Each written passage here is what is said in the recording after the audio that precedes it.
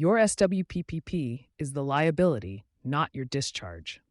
Ask most EHS managers what they are worried about in stormwater compliance, and they will describe a discharge event, an exceedance, a visible plume, a spill that reached a drain. That is the wrong worry. The most common finding in industrial stormwater inspections is not a discharge violation.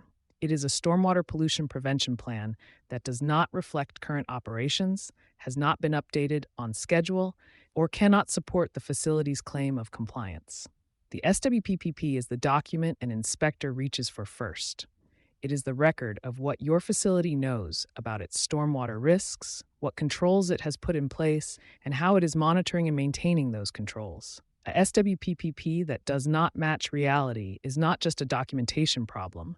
It is evidence of a compliance management failure that regulators treat as more serious than most facilities assume. What the MSGP 2021 actually changed and what many facilities missed. The 2021 Multi-Sector General Permit MSGP expired on February 28, 2026, but EPA has not yet issued a replacement permit.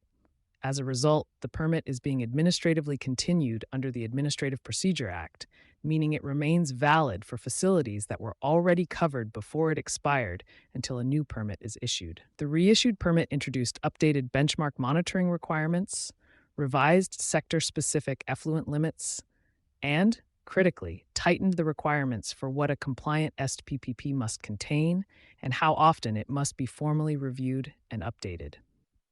Facilities that rolled over their SWPPP from the prior permit cycle without a comprehensive review against the new requirements are almost certainly carrying documentation gaps they have not yet identified. The MSGP requires an annual SWPPP review and update, but the update requirement is substantive, not ceremonial. If your facility's operations, drainage areas, materials handling practices, or discharge points have changed since the last update, those changes need to be reflected in the document.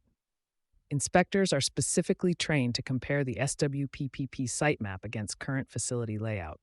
Discrepancies, a new material storage area not shown on the map, a drainage modification not documented, are immediate findings that trigger deeper inspection. The three documentation failures that generate enforcement. Training records. The MSGP requires that all personnel responsible for implementing stormwater controls receive documented training.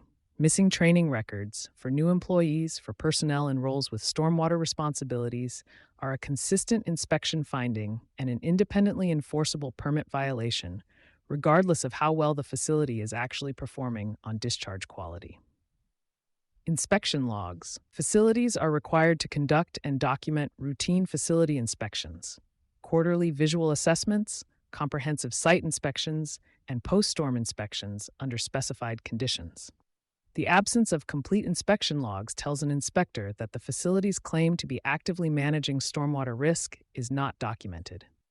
In enforcement proceedings, undocumented compliance is treated as non-compliance. Corrective action tracking. When a benchmark monitoring exceedance occurs, the MSGP requires the facility to implement corrective actions and document them. Facilities that have had exceedances and cannot produce corrective action records are in a significantly worse position than facilities that had the same exceedances and documented their response thoroughly. EPA's enforcement discretion guidelines consistently identify self-documentation of corrective action as a mitigating factor in penalty determination, which means its absence is an aggravating one. What state permits are adding on top? Several states, including California, Washington, and New York, have industrial general permits that exceed the MSGP in their documentation and monitoring requirements. California's industrial general permit, revised in recent years, added numeric action levels and more granular annual reporting requirements that a facility operating under the old permit framework may not be meeting. If your facility is in a state with its own industrial stormwater permit, the MSGP is the floor, not the applicable standard. The audit your team should run this quarter. Pull your SWPPP and compare the sitemap against your current facility layout.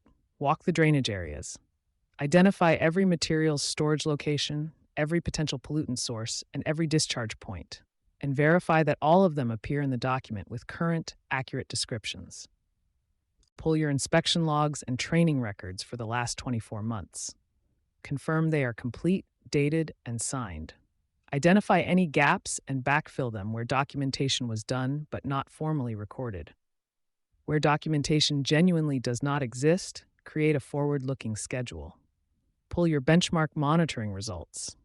If there have been exceedances, confirm that corrective action records exist for each one. If corrective action was taken but not documented, document it now with as much specificity as the record supports. The goal of this exercise is not to create paper. It is to build the record that demonstrates your facility has been managing stormwater risk consistently and competently, because that record is the difference between an inspection that ends with a compliance assistance letter and one that ends with an enforcement referral. You've been listening to Sustainability Soundbites by Environment and Energy Leader. For partnership opportunities, please reach out to our team.